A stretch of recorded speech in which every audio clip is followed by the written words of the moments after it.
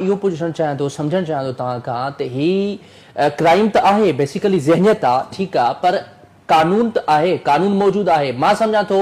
अगरि मख़सूस जेके माण्हू आहिनि उन्हनि जे ख़िलाफ़ कानून ऐं स्टेट पंहिंजी रिट क़ाइमु करे कानून सख़्तु हुजे ऐं उन्हनि खे सज़ाऊं मिलनि मां नथो सम्झां वरी को अहिड़े क़िस्म जी ज़हनियत वरी माण्हू में रहंदी या जॾहिं उहो चवंदा आहिनि न त हमेशह माण्हू तॾहिं अहिड़े क़िस्म जूं वारदातूं कंदो आहे जेसि ताईं कानून हरकत में न ईंदो आहे जॾहिं कानून हरकत में ईंदो आहे उनखे क्राइम करणु विसरी ईंदो आहे तव्हां छा था सम्झो छा हिन में स्टेट जी कमी कोताही आहे या हिन में का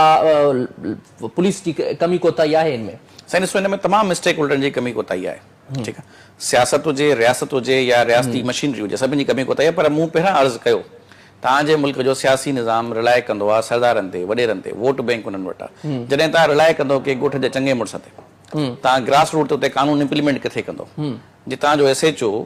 स्टेशन हाउस ऑफिसर कंहिं वॾेरे जो दरबारी हुजे तव्हांखे लॻे थो उते कानून जी अमलदारी हूंदी ही तव्हांजे मुल्क में टे शयूं आहिनि साईं हिकु दिफ़ा ॿियो मज़हब सभ खां पहिरियां मज़हब उनखां बाद मज़हब तव्हांजो दिफ़ा टे लेवल तव्हांजो ख़ानदानी क़बीलाई सिस्टम इज़त गिरत जे मामलनि ते हर माण्हू पंहिंजा हथ पोइ करे वेंदो आहे जॾहिं ॿ ख़ानदान ॿ क़बीला साम्हूं अची बीहनि त भाई असां इज़त जो मसइलो आहे ग़ैरत जो मसइलो आहे उते साईं तव्हांजी बिरादरियूं ॿ हाणे